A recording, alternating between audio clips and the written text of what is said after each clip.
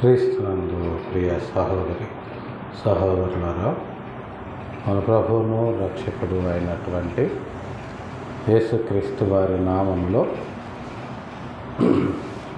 శుభాభివందనాలు తెలియజేసుకుంటూ ఈ ఆదివారపు ఆరాధన కార్యక్రమాన్ని ప్రారంభించుకుందామండి.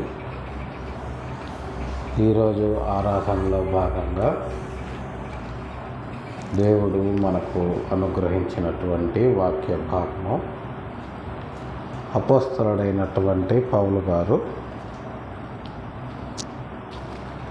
దెస్సలోనికే సంఘానికి రాసినటువంటి మొదటి పత్రిక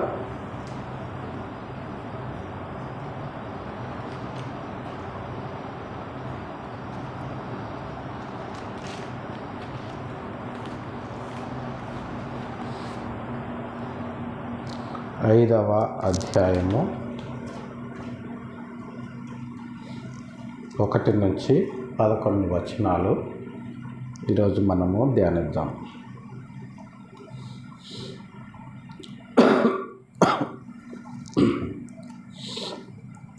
సహోదరులారా,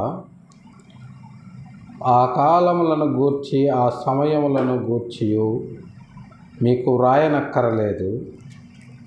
రాత్రివేళ దొంగ ఎలాగూ వచ్చునో అలాగే ప్రభు దినము వచ్చునని మీకు బాగుగా తెలియను. లోకులు నెమ్మదిగా ఉన్నది, భయమేమీ లేదని చెప్పుకొను చుండగా గర్భిణీ స్త్రీకి ప్రసవ వేదన వచ్చునట్లు వారికి ఆకస్మికముగా నాశనము తటస్థించును గనుక వారెంత మాత్రమును తప్పించుకొనలేరు. సహోదరులారా, ఆ దినము దొంగ వలె మీ మీదికి వచ్చుటకు మీరు చీకటిలో ఉన్నవారు కారు. మీరందరూ వెలుగు సంబంధులను పగటి సంబంధులనై ఉన్నారు. మనము రాత్రి వారము కాము, చీకటి వారము కాము. కావున ఇతరుల వలె నిద్రపోక మెలకువగా ఉండి మత్తులము కాక ఇందుము. నిద్రపోవు వారు రాత్రివేళ నిద్రపోవుదురు, మత్తుగా ఉండువారు రాత్రివేళ మత్తుగా ఉండురు. మనము పగటి వారమై ఉన్నాము గనక మత్తులమై ఉండక విశ్వాస ప్రేమలను కవచము, రక్షణయను శిరస్త్రాణము ధరించుకుందుము. ఎందుకనగా మన ప్రభువైన యేసు క్రీస్తు ద్వారా రక్షణ పొందుటకే దేవుడు మనలను నియమించెను గాని ఉగ్రత పాలవుటకు నియమింపలేదు. మనము మేలుకొని ఉన్నను, నిద్రపోవచ్చున్నను, తనతో కూడా జీవించు నిమిత్తము ఆయన మన కొరకు మృతి పొందెను. కాబట్టి మీరిప్పుడు చేయుచున్నట్లుగానే ఒకనికొకడు ఆనందించి ఒకనికొకడు క్షేమాభివృద్ధి కలుగజేసుకొనుడి.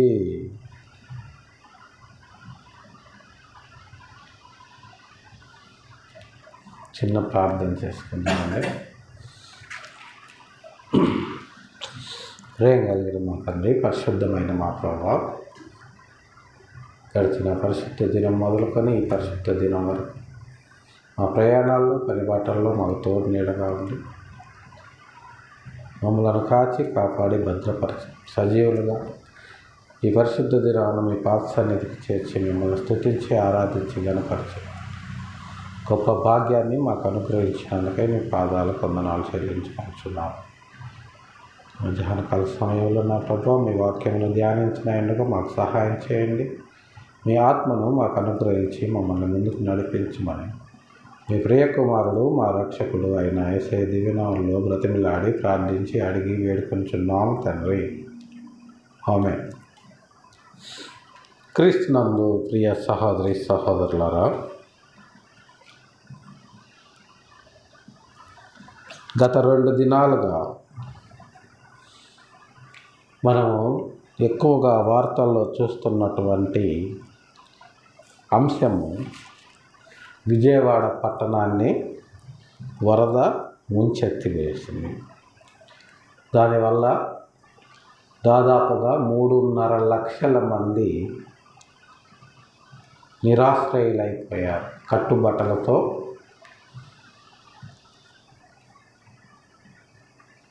వీధిన పడ్డారు.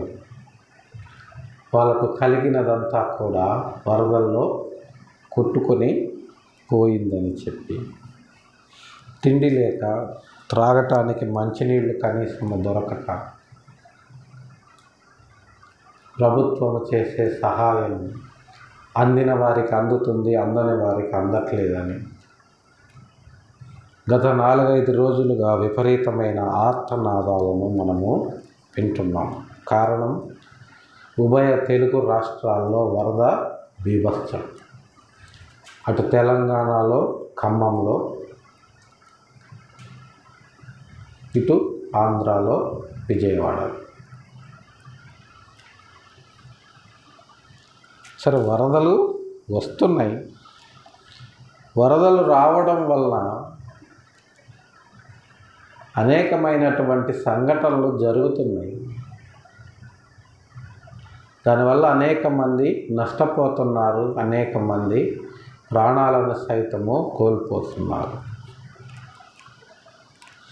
అయితే ఇవి ఎందుకు ఇలా జరుగుతున్నాయి, ఇలాంటి సంభవాలు ఎందుకు వస్తున్నాయి అని మనం ఆలోచించినట్లయితే, సహోదరులారా, ఆ కాలములను గూర్చి, ఆ సమయములను గూర్చి మీకు రాయనక్కరలేదు అని పౌలు గారు అంటున్నారు. ఇలా ఎందుకు జరుగుతుంది, ఏ సమయంలో వరద వస్తుంది, ఏ సమయంలో తుఫాన్ వస్తుంది అనేది ఆ కాలములను గురించి, సమయములను గురించి మీకు రాయనక్కర్లేదు. ఎందుకంటే వాటి గురించి మీకు తెలుసుకోవాల్సిన అవసరము మీకు లేదు.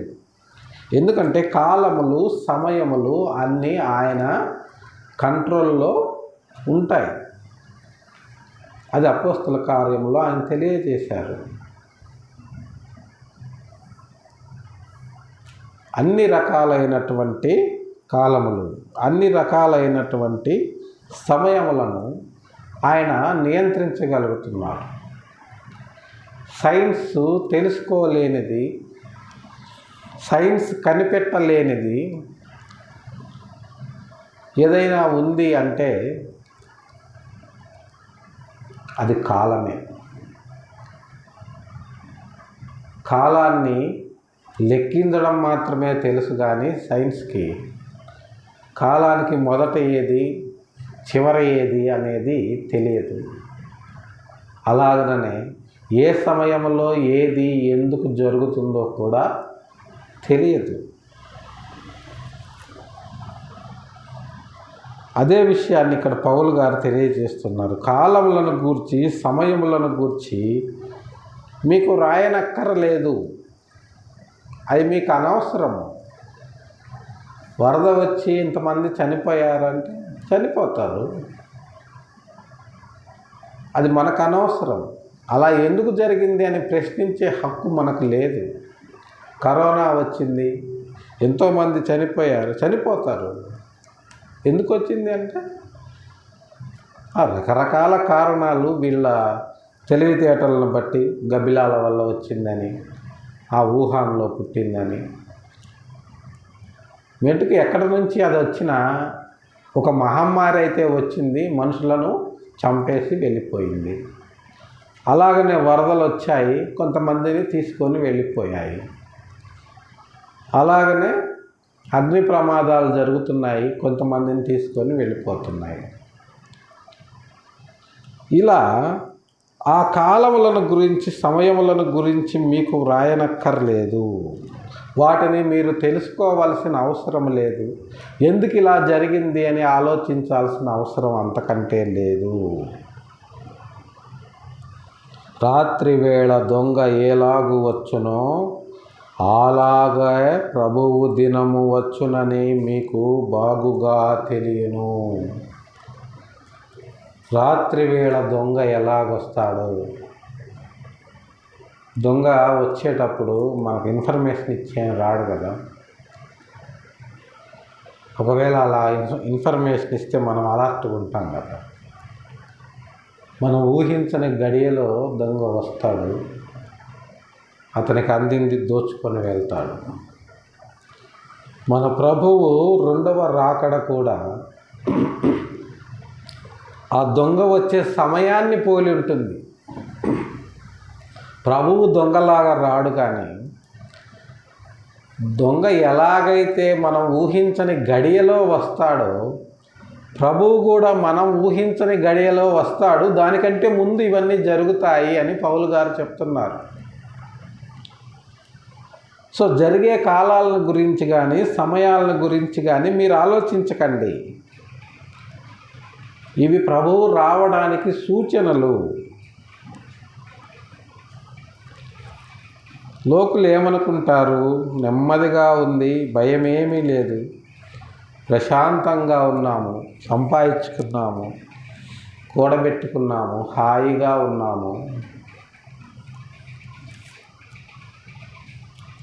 ఇక మాకంటే సక్సెస్ఫుల్ పర్సనాలిటీస్ ఎవరు లేరు అని అనుకుంటున్నటువంటి టైంలో భయమేమీ లేదు, ఇంకా మనకు కావాల్సిందంతా ఉంది అనుకున్న టైంలో గర్భిణీ స్త్రీకి ప్రసవ వేదన ఊహించకుండా ఎలా వస్తుందో,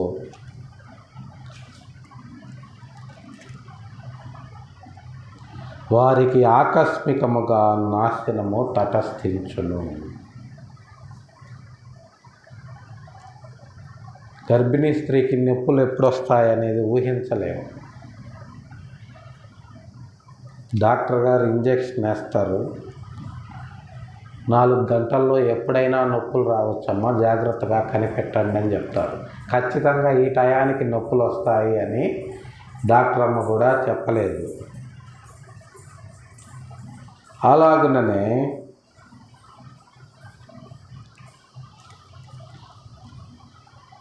వారికి ఆకస్మికముగా నాశనము తటస్థించును.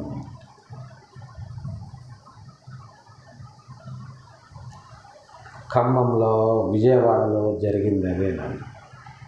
కేవలము 3 గంటల సమయంలో అంతా జరిగిపోయింది. తెల్లవారుజామున 2 నుంచి 5 గంటల లోపు మొత్తం జరిగిపోయింది. ఊహించని విధంగా ఇంత వరద వస్తుందని బుడమేరుకు, మున్నేరుకు మేము ఊహించలేదండి అని కలెక్టర్లు చెప్తున్నారు. ఆ బుడమేరు అనేది చిన్న కాలువ, దాంట్లో నీళ్లు ఉండి లేనట్టు ఉంటాయి. అది పారి పారి కొండపల్లి అడవుల మీద నుంచి పారి సింగునగర్ మీదుగా కొల్లేరులో కలుస్తుంది. అది పొంగి పొర్లటం, దానివలన మనుషులు కొట్టుకొని పోవడం అనేది కలలో కూడా ఊహించలేదు విజయవాడ వాసులు. అసలు ఎప్పుడు విజయవాడ అంటే భయంకరమైన ఎండలకు ప్రసిద్ధి. అలాంటి ఎండలకు ప్రసిద్ధిగాంచిన విజయవాడ ఈనాడు వరదలతోటి కొట్టుమిట్టాడుతుంది. వాళ్ళు ఊహించని విధముగా ఆకస్మికముగా నాశనము తటస్థించిన గనుక వారెంత మాత్రము తప్పించుకొనలేరు. వారెంత మాత్రము తప్పించుకొనలేరు. అయితే మనము జనరల్గా ఆలోచించవచ్చు, దేవుడు ఉంటే కాపాడాలి కదండి, చంపేస్తాడా? ఆయన కాపాడే వాళ్ళని కాపాడతాడు, తీసేయాలనుకున్న వాళ్ళని తీసేస్తాడు. అది ఆయన ఇష్టం. దాని గురించి ప్రశ్నించే అధికారం మనకు లేదు. అదే విషయాన్ని మొదటి వచనంలో చెప్పారు. కాలములను గూర్చి, సమయములను గూర్చి మీకు రాయనక్కర్లేదు. ఆయన సర్వాధికారి. ఆయనకి యావత్ సృష్టిలో ముల్లోకాల్లో ఆయనకి సర్వాధికారం ఉంది.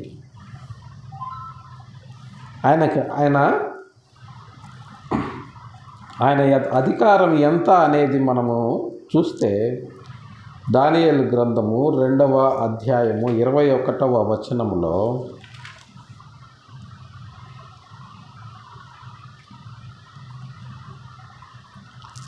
ఆయన కాలములను సమయములను మార్చువాడునయ్యుండి రాజులను త్రోసివేయుచు నియమించుచు ఉన్నవాడును,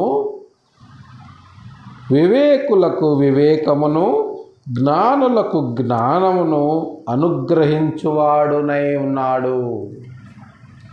ఆయన ఎంత సర్వాధికారి అంటే ఆయన కాలాల్ని సమయాల్ని మార్చేస్తాడు. రాజులను తోసేస్తాడు. ఆయనకి ఇష్టమైన వాళ్ళనే పెట్టుకుంటాడు. ఆయన అనుకున్న వాళ్ళనే పెట్టుకుంటాడు రాజుగా. ఆయన నచ్చలేదనుకో తీసేస్తాడు. బెల్తెషాజర్ విషయంలో జరిగింది అదే. మెనే టెకేల్ ఫార్సిన్ అన్నాడు.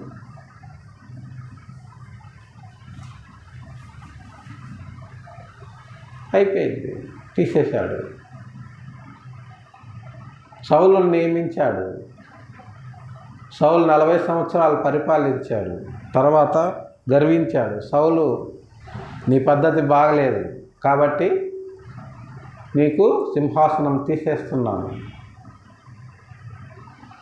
ఇలా కాలాల్ని సమయాల్ని మార్చగల సర్వాధికారి మన సృష్టికర్త అయిన దేవుడు. కాబట్టి ఆయన ఏదైనా చేయగలడు. ఆయన చేసిన దాన్ని ప్రశ్నించే అధికారము మనకు లేదు. ఎందుకంటే కుమ్మరి కుండను తయారు చేస్తాడు. తయారు చేయబడిన కుండ మట్టి ఏదైతే ఉందో ఆ మట్టి కుండ ఆకారంలోకి రూపింపబడిన తరువాత రూపించిన వాడిని నన్నెందుకు ఇలా నువ్వు రూపించావని ప్రశ్నించగలదా? ప్రశ్నించలేదు. ఎందుకంటే దానికి ఆ అధికారం లేదు. ఎప్పుడైనా ఎక్కడైనా సృష్టించిన వాడు సృష్టికర్త, సృష్టించబడింది సంతానం. నన్నెందుకు ఈ భూమి మీద పుట్టించావని పుట్టబడింది అడిగే అధికారం లేదు.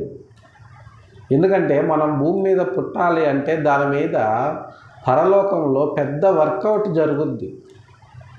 ఎవరిని భూమి మీదకు పంపించాలా అనే దాని మీద ఒక పెద్ద చర్చ జరుగుద్ది. అది ఒక భయంకరమైన కాంపిటీషన్. అవన్నీ దాటుకొని వస్తేనే మనము భూమి మీద తల్లి గర్భంలోకి రాగలము. కాబట్టి నువ్వెందుకు అలా చేశావు ఇలా చేశావని సృష్టికర్తను ప్రశ్నించే అధికారము మనకు లేదు. అయినా కూడా మీరందరూ వెలుగు సంబంధులను పగటి సంబంధులనై ఉన్నారు. మనము రాత్రి వారము కాము, చీకటి వారము కాము. కావున ఇతరుల వలె నిద్రపోక మెలకువగా ఉండి మత్తులము కాకయుందుము.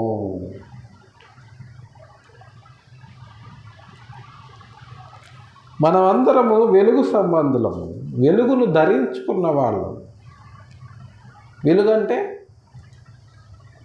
నేను లోకమునకు వెలుగునై ఉన్నాను అని మన రక్షకుడు తెలియజేశాడు. ఆ రక్షకుడిని మనం ధరించుకున్నాము కాబట్టి మనము వెలుగు సంబంధులము. ఈ పై చెప్పబడిన కలామిటీస్ ఏవైతే ఉన్నాయో ఆకస్మికముగా వచ్చేటటువంటి నాశనం అనేది ఏదైతే ఉందో అది వెలుగు సంబంధులకు తటస్థించదు. ఎందుకంటే ఆయన వారు కాపరి తన గొర్రెలను ఎరుగును. కాబట్టి ఏ పరిస్థితుల్లో ఉన్నా సరే కాపరి ఆయన గొర్రెలను రక్షించి కాపాడగల సమర్థుడు.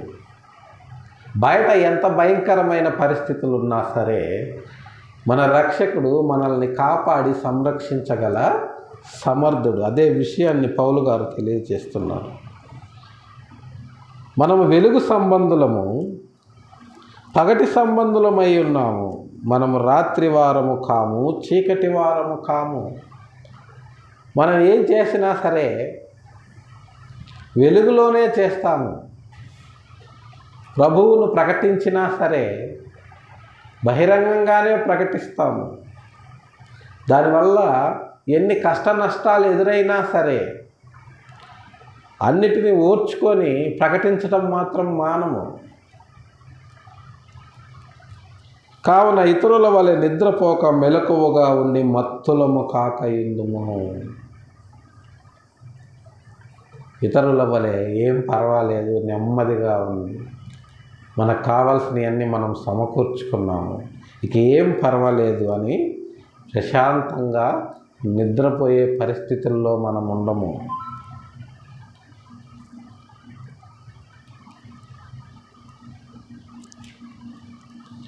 మనము పగటి వారమై ఉన్నాము కనుక మత్తులమై ఉండక విశ్వాస ప్రేమలను కవచము, రక్షణ నిరీక్షణను శిరస్త్రాణమును ధరించుకొందుము. మనము పగటి వారమై ఉన్నాము కాబట్టి మనము విశ్వాసము, ప్రేమ అనేటటువంటి కవచాన్ని ధరించుకున్నాము. రక్షణ నిరీక్షణ అనే శిరస్త్రాణాన్ని ధరించుకున్నాము. క్రీస్తు యందలి విశ్వాసం అనేటటువంటి కవచాన్ని, ప్రేమ అనేటటువంటి కవచాన్ని, అంటే క్రీస్తు ప్రేమను ఇతరులకు ప్రకటించేటటువంటి గొప్ప భాగ్యాన్ని, తర్వాత రక్షణ నిరీక్షణ, క్రీస్తు యందు విశ్వాసం ఉంచితే రక్షణ, క్రీస్తు రెండవ రాకడలో వచ్చి మనల్ని పరలోకానికి తీసుకొని వెళ్తాడనే నిరీక్షణ. ఇది శిరస్త్రాణము అంటే హెల్మెట్, కవచము అంటే body cover, bullet proof jacket. ఇవి మనం ధరించుకున్నాము కాబట్టి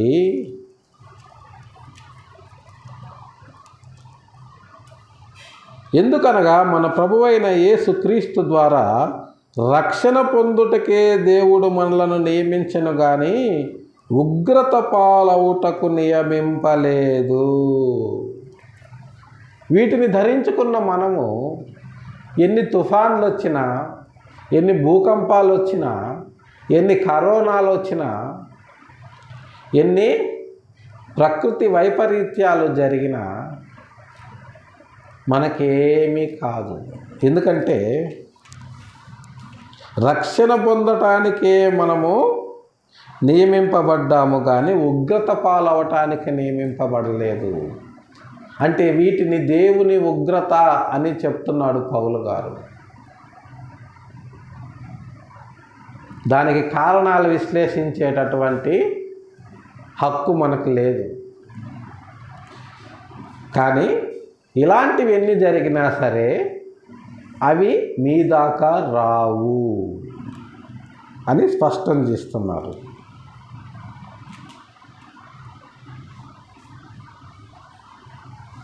మనము మేలుకొని ఉన్నను, నిద్రపోవుచున్నను, తనతో కూడా జీవించు నిమిత్తము ఆయన మన కొరకు మృతి పొందెను. మనము మత్తులై ఉండక నిద్రపోకుండా మేలుకొని ఉండాలని అలంకారికంగా చెప్పాడు. కానీ మన పని మనం ముగించుకొని 8 గంటలు నిద్రపోతేనే మన శరీరానికి ఆరోగ్యం. దాని కంటిన్యూషను ఇక్కడ చెప్తున్నాడు. మనము విశ్వాస ప్రేమ అనే కవచము, రక్షణ నిరీక్షణ అనే శిరస్త్రాణాన్ని ధరించుకొని మనం నిద్రపోయినా, మేలుకొని ఉన్నా, మనం ఏ పరిస్థితుల్లో ఉన్నా సరే ప్రభువు తనతో కూడా జీవించు నిమిత్తము ఆయన మన కొరకు మృతి పొందెను. మనం ఏ పరిస్థితుల్లో ఉన్నా సరే ఆయనతో కూడా మనల్ని జీవింపచేయటానికే ఆయన మన కొరకు మృతి పొందాడు. కాబట్టి మనం దేని గురించి భయపడాల్సిన అవసరము లేదు. కాబట్టి మీరిప్పుడు చేయుచున్నట్లుగానే ఒకరినొకడు ఆదరించి ఒకరి కొరకొకడు క్షేమాభివృద్ధి కలుగజేయుడి. కాబట్టి మీరిప్పుడు ఏం చేయాలి అంటే, క్రైస్తవులుగా మనం ఏం చేయాలి ఈ పరిస్థితులు వచ్చినప్పుడు అంటే, మనము ఇప్పుడు చేస్తున్నట్లుగానే ఒకరినొకడు ఆదరించుకోవాలి. మిగిలిన వారికి ధైర్యం చెప్పాలి, వారికి ఆదరణ కలిగించాలి. కోల్పోయిన వారి రక్త సంబంధీకుల విషయమై వారికి ఆదరణ కలిగించాలి. చేతనైతే వారికి కావలసినటువంటి నిత్యావసరాలు అందించాలి, వారికి కావలసినటువంటి సదుపాయాలు అందించాలి. ఇది ఒక క్రైస్తవులుగా క్రీస్తు మనకు నేర్పినటువంటి ప్రేమ. ఈ ప్రేమను అనేకులకు పంచి వాళ్ళని ఆదరించండి. అప్పుడు వాళ్ళు కూడా క్షేమాభివృద్ధిలోకి వస్తారు, వాళ్ళు కూడా ఉగ్రత నుంచి తప్పించుకుంటారు. మీరిప్పుడు చేయుచున్నట్టుగానే అంటే ఈ పని ఎప్పుడూ చేయమని చెప్తున్నాడు. అప్పుడు, ఇప్పుడు, ఎప్పుడు అని తేడా లేకుండా ఎక్కడ ఇలాంటి పరిస్థితులు ఎదురైతే అక్కడికి వెళ్ళి మనకు చేతనైనంత సహాయాన్ని బాధితులకు అందించి క్రీస్తు ప్రేమను ప్రకటించి వారిలో కొందరినైనా మనము రక్షించి నిజ రక్షకుని యొక్క ప్రేమను తెలియచేయాలి అని చెప్పి మన ప్రభువును రక్షకుడు అయినటువంటి యేసుక్రీస్తు వారి నామంలో ప్రేమపూర్వకంగా తెలియజేస్తూ ఈ కొద్ది మాటలు దేవుడు మన వినికిడిలో దీవించినట్లు ప్రార్థన చేసుకుందాం. ప్రేమ కలిగిన మా తండ్రి, పరిశుద్ధమైన మా ప్రభువా, గడిచిన పరిశుద్ధ దినం నుంచి నేటి పరిశుద్ధ దినం వరకు మా పని బాటల్లో ప్రయాణాల్లో మాకు తోడు నీడగా ఉంది. మా పనులంట్లో మాకు తోడు నీడగా ఉంది. చిన్న మందగా మీ పాద సన్నిధికి చేర్చి మిమ్మల్ని స్తుతించి ఆరాధించి ఘనపరిచి మహింపరిచి మీ ప్రేమను, మీ రక్షణ అనేటటువంటి శిరస్త్రాణమును, విశ్వాసము, ప్రేమ అనేటటువంటి కవచాన్ని ఇతరులకు అందించగలిగేలా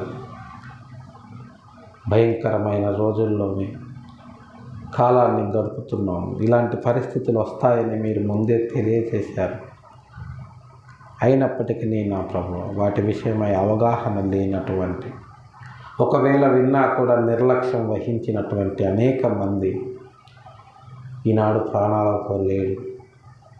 కానీ మమ్ములను సజీవులుగా ఉంచి మీ పాద సన్నిధిలో చేర్చి మిమ్మల్ని స్తుతించి ఆరాధించగలిగే గొప్ప భాగ్యాన్ని మాకు అనుగ్రహించారు. అందును బట్టి మీ పాదాలకు వందనాలు చెల్లించుకుంటున్నాం. మధ్యాహ్న కాల సమయంలో నా ప్రభువా, ఇదిగో నా తండ్రి, ప్రకృతి వైపరీత్యాలతో సర్వం కోల్పోయినటువంటి ఆ బాధ్యులను మీ పాద సన్నిధిలో జ్ఞాపకం చేసుకోండి. వారికి ఆదరణ కలిగించండి నా ప్రభువా. మీ నామములో అనేక మంది వెళ్ళి వారికి కావలసిన నిత్యావసరాలను అందిస్తున్నారు. వారిని జాగ్రత్తగా కాపాడండి, సంరక్షించండి. అలాగనే నా తండ్రి, ఈ మధ్యాహ్న కాల సమయంలో నా ప్రభు, కాలములు, సమయములు అన్నీ మీ చేతిలో ఉంటాయని, వాటి గురించి మీరు తెలుసుకోవాల్సిన అవసరం లేదని, మీరేం చేయాలి అంటే క్రీస్తు ప్రేమను ప్రకటిస్తూ అనేకులను ఆయన నామములో ఆదరిస్తూ ఒకరినొకరు ఆదరించుకుంటూ మీరు ముందుకు వెళ్ళండి. మీరు ఇప్పుడు చేస్తున్నట్లుగానే ఎప్పుడూ చేయండి. ఏం జరుగుతుంది, ఏం జరగబోతుంది, ఎందుకు జరగబోతుంది అన్న విషయాల గురించి మీరు ఆలోచించవద్దు. మీకు అప్పగింపబడిన దాన్ని మాత్రమే మీరు చేయండి అని పౌలు గారి ద్వారా మీరు మాకు తెలియజేశారు. కాబట్టి ఏది ఎప్పుడు ఎలా జరిగినా మీ చిత్తానుసారంగానే జరుగుతుందన్న విషయాన్ని మేము ఎరిగిన వారమే. మిగిలిన వారికి మీ ప్రేమను ప్రకటిస్తూ వారిలో కొందరినైనా సరే అగ్నిలో నుంచి లాగినట్లుగా రక్షించగలిగేటటువంటి గొప్ప కృపను అనుగ్రహించి ముందుకు నడిపించమని మీ పాద సన్నిధిలో వేడుకొంచున్నాము. మధ్యాహ్నం కాల సమయంలో నా ప్రభువా, చేరి వచ్చిన బిడ్డలను మీరు ఎక్కడ చాటును భద్రపరచండి, కాపాడండి. వారికి కావలసినటువంటి అవసరతలు అక్కర్లన్నింటినీ తీర్చి మీరు ఘనత మహిమ ప్రభావాలు పొందగలరా. అలాగనే నా తండ్రి, దిక్కులేని వారి కొరకు, దీన దరిద్రుల కొరకు, విధవరాండ్ల కొరకు మీ పాద సన్నిధిలో విజ్ఞాపన చేయుచున్నాం, సహాయం చేయండి. మీ చిత్తమైతే నా ప్రభువా, వారి వారి అవసరతలు అక్కర్లన్నింటినీ తీర్చి మీరు ఘనత మహిమ ప్రభావాలు పొందగలరని. అలాగనే నా ప్రభువా, మధ్యాహ్న కాల సమయంలో వ్యాధి బాధలతో బాధపడుతూ స్వస్థత కొరకు మీకు మొరపెట్టుచున్న వారి విషయమై మీ పాద సన్నిధిలో విజ్ఞాపన చేయుచున్నాం, సహాయం చేయండి. వారి వారి అవసరతల అక్కర్లన్నింటినీ తీర్చి మీరు ఘనత మహిమ ప్రభావాలు పొందగలరని. అలాగే నా ప్రభువా, మధ్యాహ్న కాల సమయంలో సార్వత్రిక సంఘంలో జరుగుతున్నటువంటి అనేకమైన ఆరాధనల విషయం మీ పాద సన్నిధిలో విజ్ఞాపన చేస్తున్నాం, సహాయం చేయండి. మీ వాక్యము విరివిగా విత్తబడి అనేకుల హృదయాల్లో కార్యము జరిగించినట్లు సాధ్యమైనంత ఎక్కువ మంది రక్షింపబడి మీరిచ్చేటటువంటి నిత్య జీవాన్ని పొందుకున్నట్టు మీరు సహాయం చేసి నడిపించగలరని. గడిచిన 24 గంటల్లో, 24 గంటల్లో తెలుసో తెలియకో మీకు ఆయాసకరమైన మార్గం ఏదైనా మా జీవితాల్లో ఉన్న ఎడల దయతో మమ్మల్ని క్షమించి మన్నించగలరని. మీ చిత్తమైతే మరి ఒక పరిశుద్ధ దినాన్ని మాకు అనుగ్రహించి మమ్మల్ని ముందుకు నడిపించమని మీ ప్రియ కుమారుడు మా రక్షకుడు అయినటువంటి యేసయ్య దివ్యనామంలో బ్రతిమిలాడి ప్రార్థించి అడిగి వేడుకొంచున్నాం తండ్రి. ఆమేన్.